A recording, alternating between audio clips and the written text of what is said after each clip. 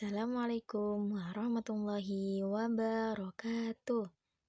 Bagaimana kabarnya kalian? Tentu baik-baik saja ya.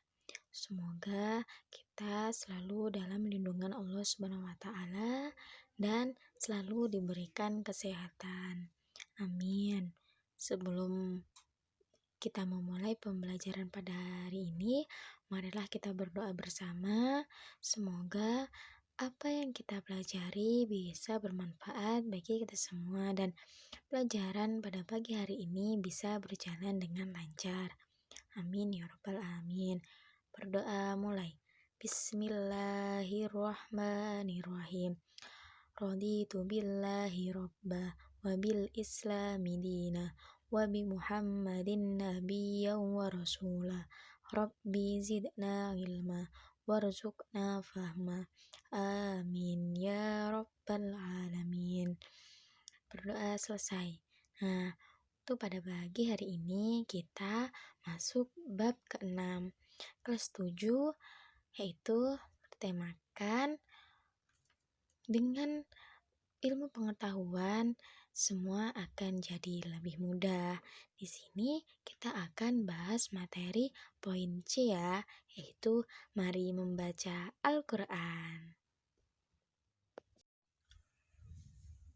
Nah, di sini kalian tahu nggak siapa yang mempunyai ilmu? Nah, yang memiliki ilmu itu Allah. Allah disebut sebagai Al-Alim, artinya Maha mengetahui atau Maha berilmu. Ilmu Allah Subhanahu wa taala sangatlah luas tanpa batas. Ada yang diberikan kepada kita sudah tertulis dan ada yang tidak tertulis. Yang tertulis biasa disebut dengan kitabullah, dan yang tidak tertulis adalah alam semesta beserta semua isinya yang biasa disebut sebagai ayat-ayat kauniyah. Selain belajar tentang alam semesta, kita juga wajib mempelajari ilmu Allah Subhanahu wa taala yang tertulis, yaitu Al-Qur'an. Mari kita membaca Quran surat Ar-Rahman ayat 33 dan Quran surat Al-Mujadalah ayat 11. A'udzu billahi minasyaitonir rajim. Bismillahirrahmanirrahim. Ya ma'syaral jinni wal insi in istata'tum an tanfudu min aqtaris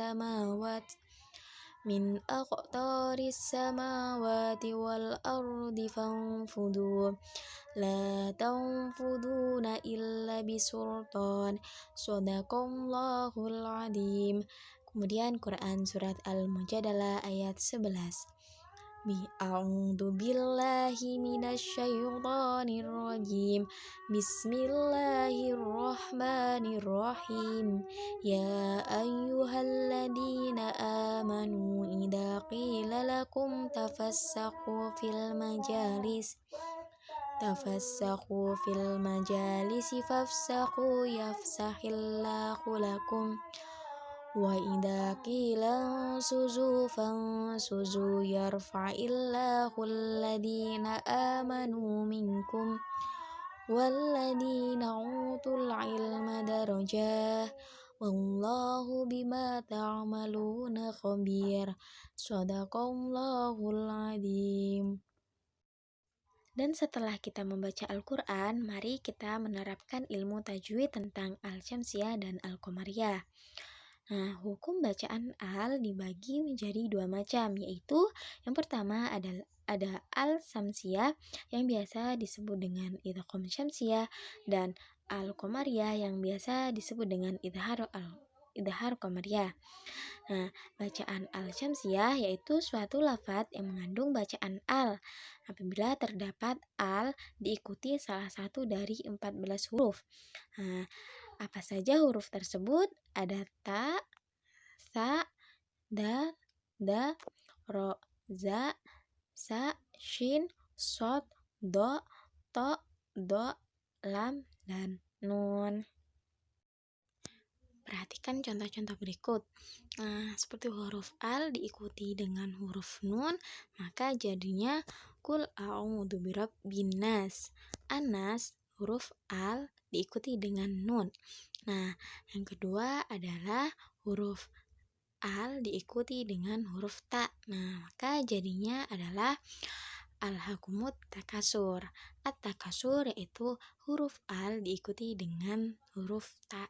Nah, itulah contoh-contoh dari huruf hukum bacaan idgham syamsiah. Nah, kita lanjut membahas mengenai idhar qamariyah. Idhar qamariyah yaitu suatu lafadz yang mengandung lafadz al apabila terdapat al diikuti salah satu dari 14 huruf hijaiyah. Apa saja? Yang pertama ada alif, ba, ja, ha, kho, ain, khoin, fa, kof, kaf, mim, wawu, ha, dan ya. Perhatikan contoh-contohnya. Yang pertama, al diikuti dengan huruf kaf. Nah, berarti inna a'tayna kal kausar.